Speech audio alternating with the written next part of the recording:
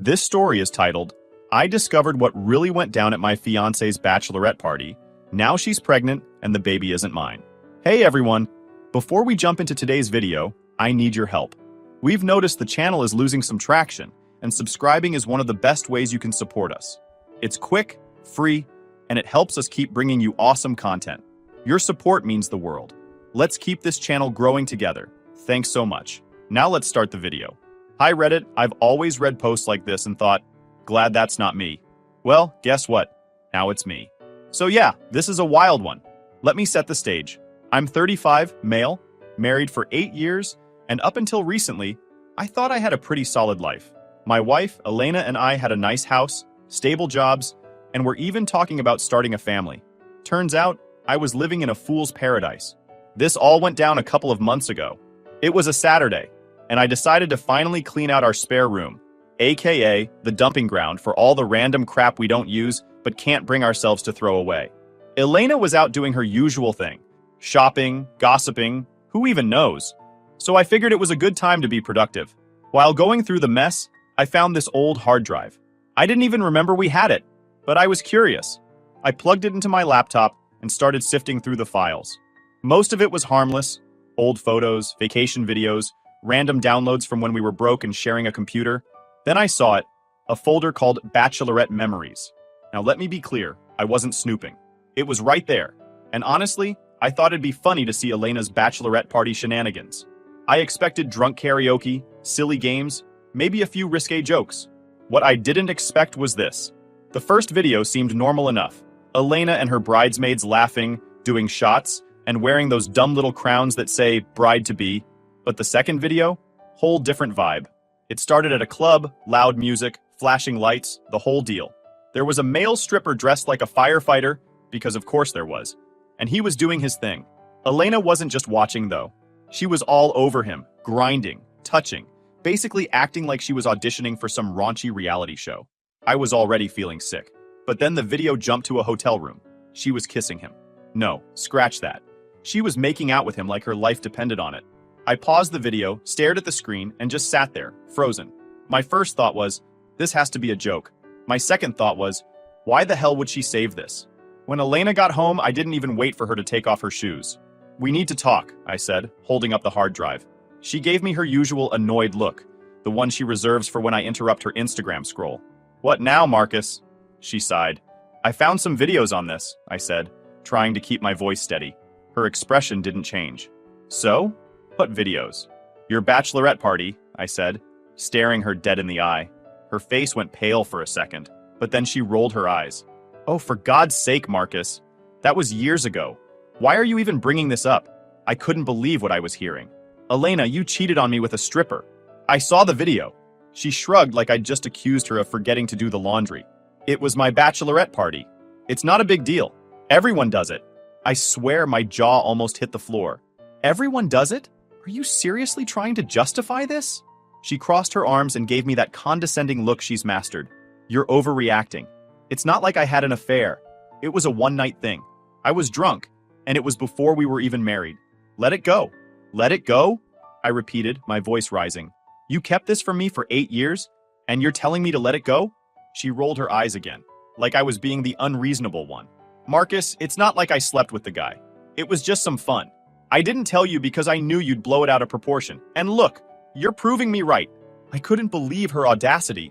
Not only was she unapologetic, but she was acting like I was the villain here. I trusted you, I said, my voice shaking. And you betrayed me. This isn't just some little mistake, Elena. You lied to me for years. That's when she hit me with the classic Elena move, turning the tables. Oh, grow up, Marcus. You're acting like a child. It's been 8 years and we've had a great life. Are you seriously going to throw that all away because of something stupid I did before we even said I do? I couldn't even look at her. I grabbed my keys and walked out. I didn't know where I was going. I just needed to get away from her. I ended up at a park, sitting on a bench like some kind of movie cliche. I kept replaying her words in my head. It's not a big deal. Everyone does it. Let it go. Was I crazy for feeling this way? Was I really overreacting? No, I decided. I wasn't.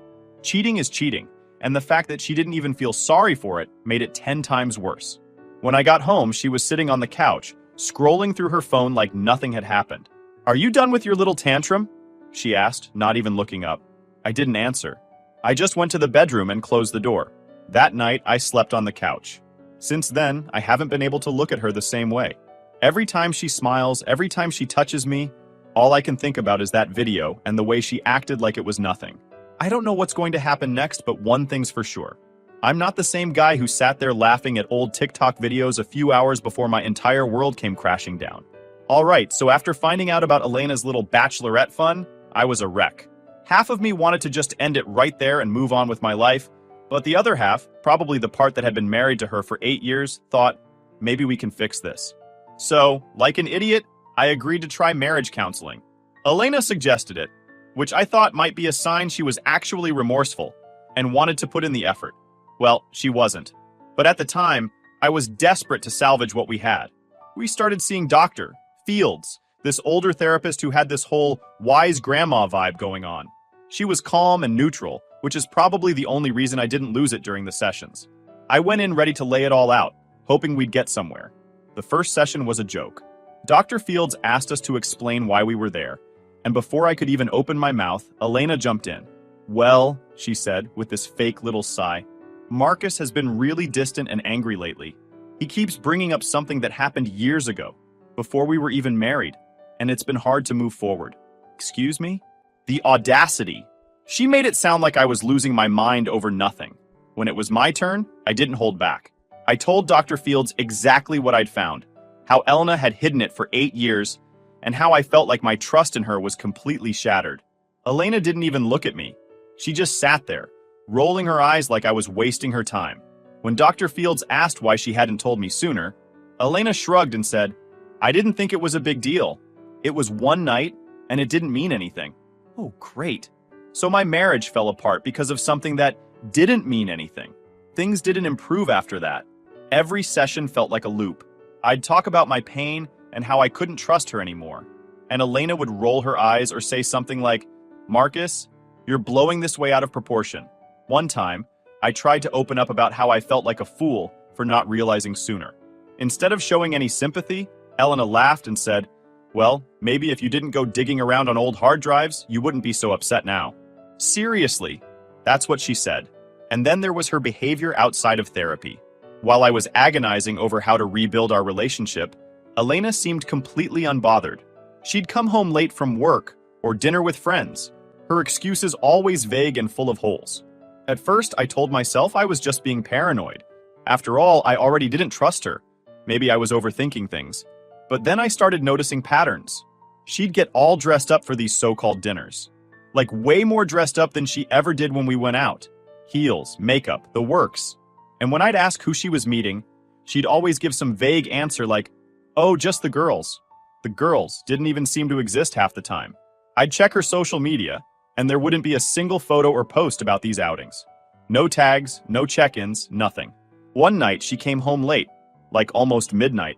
I was sitting on the couch waiting for her, and when she walked in, she looked startled. "Oh," she said, freezing in the doorway. "You're still up?" "Yeah," I said. "Where were you?" She hesitated for a second, then shrugged. "Just out with Chelsea. We got carried away talking." Chelsea, her best friend, is the kind of person who posts every detail of her life on Instagram. If they'd been together, there would have been stories, posts, something. But when I checked, nothing. That's when the doubt started creeping in. Was she still cheating? Was she lying about these dinners and late nights at work? One night I couldn't take it anymore. I asked her point blank if she was seeing someone else. Her response? A full-blown meltdown. "How dare you!" she yelled, tears streaming down her face. "I've been trying so hard to make things right, and you have the nerve to accuse me of cheating?" She stormed off to the bedroom, slamming the door behind her. But here's the thing. Her reaction didn't make me feel any better. If anything, it just made me more suspicious. The final straw came during one of our therapy sessions. Dr. Fields asked Elena if she felt like she was doing everything she could to rebuild trust. "I think I'm doing more than enough," Elena said, crossing her arms. "Marcus just doesn't want to move on. He's stuck in the past, and nothing I do is ever going to be enough for him." It was like a slap in the face. I'd been bending over backward to try and forgive her, to fix our marriage, and she had the nerve to act like I was the problem. After that session, I started keeping track of her late nights. I wasn't proud of it, but I felt like I needed proof. I'd check her phone when she wasn't around, glance at her emails, even watch her car mileage. Sure enough, things didn't add up. She'd say she was going one place, but her mileage suggested she'd been somewhere completely different. She'd get random texts from numbers I didn't recognize, and when I asked about them, she'd laugh it off and say, "It's just work stuff. Don't be paranoid." By this point, therapy felt pointless. Dr. Fields kept encouraging us to communicate openly and rebuild trust. But how do you rebuild trust when your wife is still sneaking around? I started to feel like an idiot for even trying. Elena wasn't putting in any effort. She didn't care about fixing things. Hell, she didn't even care enough to cover her tracks. By the 7th month of therapy, I knew I couldn't do it anymore. I stopped going to the sessions, and honestly, I think Elena was relieved. She stopped pretending to care and went right back to her old habits. I started seriously considering divorce recently. It's not an easy decision, and I wrestled with it for weeks. 8 years of marriage isn't something you can just walk away from without feeling like you failed. But the more I thought about it, the more I realized I couldn't keep living like this. I deserved better than constant doubt, lies, and a wife who clearly didn't respect me, or our marriage. Wibta, if I divorced my wife for that reason, I'm talking to Elena tonight about my decision. I'll keep you up with how things will go from now on. Update 1.0. Sorry for only updating now, but it's been crazy and things didn't go as planned. It has taken me a while to get my thoughts together. I don't know what to do anymore. Okay, so it was a regular Tuesday night. I just finished another awkward dinner where we barely spoke. Elena was on her phone, scrolling endlessly like she always does, while I was trying to figure out the right moment to bring up the D word. All of a sudden, she put her phone down and said, "We need to talk." I froze. Usually those words meant another argument about how I wasn't letting go of the past. I sighed, bracing myself. What now? Instead of the usual rant, she reached into her bag and slid something across the table. It took me a second to realize what it was. A pregnancy test. Positive. "We're having a baby," she said, looking at me like she expected me to jump up and start celebrating. I didn't. I just stared at the test, my mind racing. This should have been exciting, right? But now, all I could think about was how much I didn't trust her, and whether the baby was even mine. "Are you sure?" I finally asked. "Yes, Marcus," she snapped, like I was being an idiot.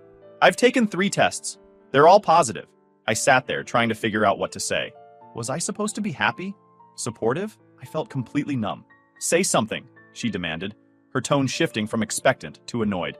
"I don't know what to say," I admitted. She rolled her eyes. "This is good news, Marcus. We've been trying for this." Yeah, we'd been trying. For a baby. For a better relationship. For something to make us feel normal again. But things hadn't been normal for a long time. The timing felt all wrong, and I couldn't shake this creeping doubt that maybe, just maybe, this wasn't the blessing she was making it out to be. I've been trying to process the news. Elena acted like the pregnancy had magically fixed everything, like we were suddenly on solid ground again. She started talking about baby names and nursery ideas, pulling up Pinterest boards and making lists. Meanwhile, I was drowning in doubt. Every time she mentioned the baby, my mind went to dark places. What if it wasn't mine? What if all those late nights and sketchy excuses meant more than I'd let myself believe?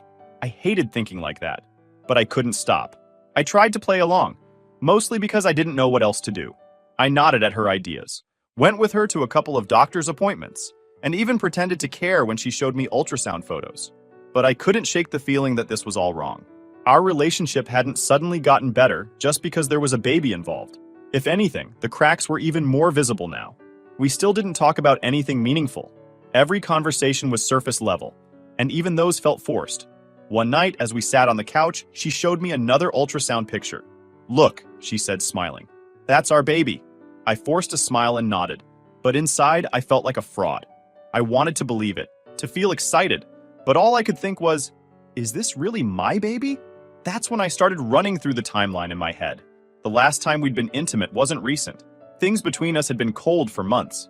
Even when we tried to reconnect, it felt more like going through the motions than anything real. If the baby was mine, the timing didn't make sense. By my math, she would have conceived at a time when we weren't even really talking, let alone acting like a married couple. The thought made my stomach turn. I wanted to confront her, to ask her straight up if there was something she wasn't telling me. But every time I got close to bringing it up, I couldn't just because I can't put her under such tension while pregnant. After all, it's not the baby's fault. I started looking into paternity tests, not to act on it yet, but just to know my options. There are tests you can do during pregnancy, but they're expensive and require cooperation from the mother. I wasn't sure how Elena would react if I brought it up, and honestly, I wasn't ready for that fight. I decided to wait. If my suspicions were right, I'd have proof when the baby was born. Until then, I'd play along and try to keep the peace. Here's where I need your advice, Reddit. Am I doing the right thing by waiting? Should I just confront her now, even if it risks blowing everything up while she's pregnant? Or am I being smart by holding off until I have solid proof? I honestly don't know anymore. Update 2: Hi Reddit, it's me again. I know it's been a long time since I last updated you, but I had nothing to do but to wait for Elena to deliver the baby first, and then I couldn't find time to post while going through this mess. So the day Caleb was born was surreal. It should have been a moment of joy, a new chapter in our lives. But for me, it felt like a chapter I was afraid to read, one filled with doubts and unanswered questions. Elena went into labor late at night, and I drove her to the hospital. She was in pain and snapping at me over everything. The way I was driving, how long it took to park, even the way I opened the hospital door. I didn't argue back. I told myself it was the stress and the labor talking, but deep down, I knew this tension wasn't new.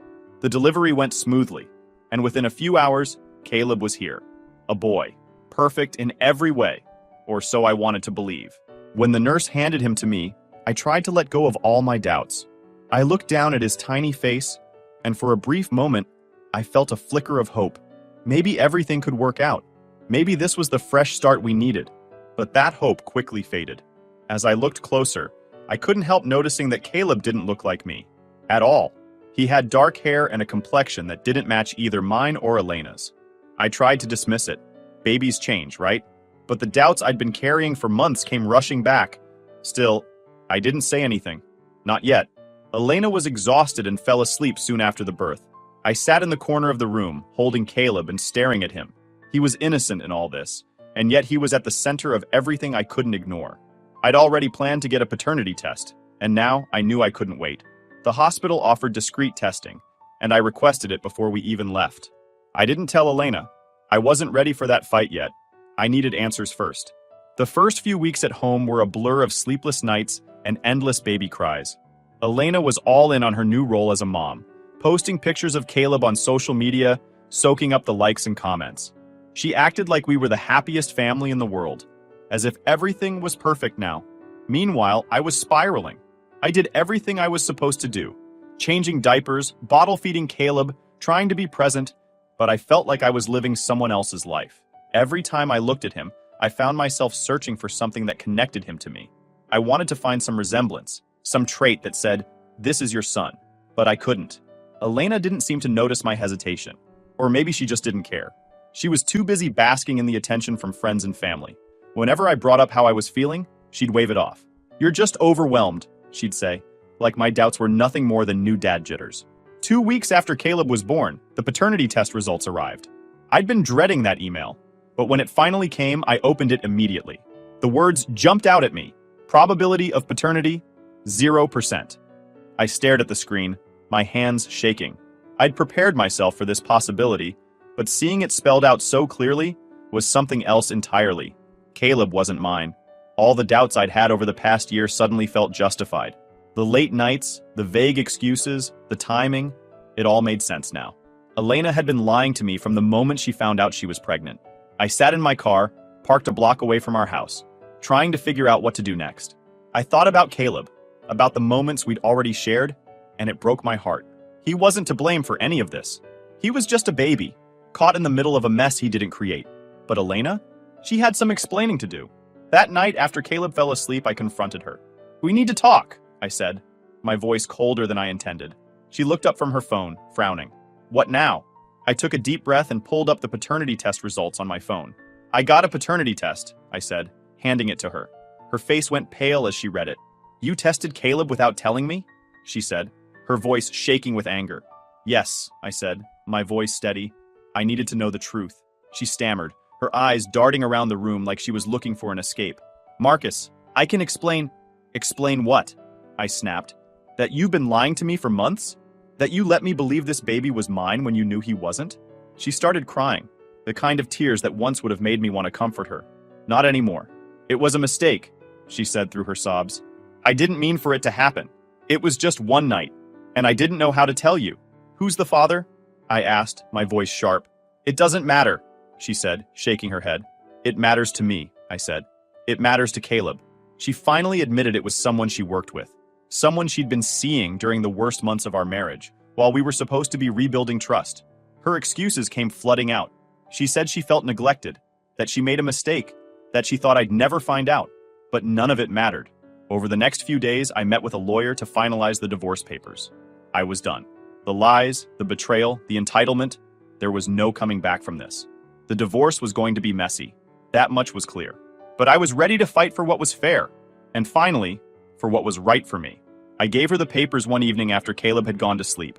I sat across from her at the kitchen table, the document neatly stacked in front of her. This is it, Elena, I said, trying to keep my voice calm. We're done. I can't stay in this marriage. She picked up the papers and started flipping through them, her expression unreadable. But when she got to the part about finances, her face twisted into anger. You're seriously leaving me with nothing? She snapped, slamming the papers down. I frowned. You're not entitled to anything, Elena. Caleb isn't my child, and you lied to me for months. I don't owe you a dime. Her eyes narrowed.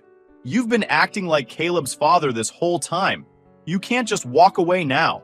What about child support? What about all the sacrifices I've made for this family? I couldn't believe what I was hearing. Sacrifices. She was the one who destroyed our marriage, and now she was trying to guilt me into paying for her mistakes. Elena, I said, my voice steady but firm, you made this mess. Not me. You lied, you cheated, and you let me believe Caleb was mine. I've done more for him in the past few weeks than his real father probably ever will, but that doesn't mean you get to drain my bank account. She crossed her arms, her jaw tightening. You think a judge is going to see it that way? I've been a stay-at-home mom for weeks now because of Caleb. I gave up my career for this family. That was rich, considering she'd spent most of her time scrolling through Instagram and pretending to be the perfect mom for likes. The next few weeks were a whirlwind of legal back and forth. Elena wasn't going down without a fight, and she made that very clear. She hired a lawyer who clearly specialized in playing dirty, and suddenly, I was getting hit with all kinds of demands. She wanted spousal support. She wanted me to cover Caleb's expenses. She even tried to argue that I should be responsible for a portion of her medical bills from the pregnancy. Her lawyer's reasoning? Mr. Marcus acted as the father during the pregnancy and birth, and it is in the child's best interest for him to continue supporting the household. It was laughable. My lawyer, bless her no-nonsense attitude, wasn't having any of it. We'll fight this, she told me during one of our meetings. You've been deceived, and there's no legal basis for her claims. Still, the process was exhausting. Every time I thought we'd made progress, Elena found a new way to complicate things. She'd throw in last-minute demands, refuse to cooperate during negotiations, and even tried to paint me as the bad guy for abandoning her and Caleb. One day during one of our court-mandated mediation sessions, Elena really showed her true colors. We were sitting across from each other in a small conference room, with our lawyers mediating. She was dressed like she was going to a gala, hair and makeup done to perfection, probably hoping to play the poor, innocent wife card.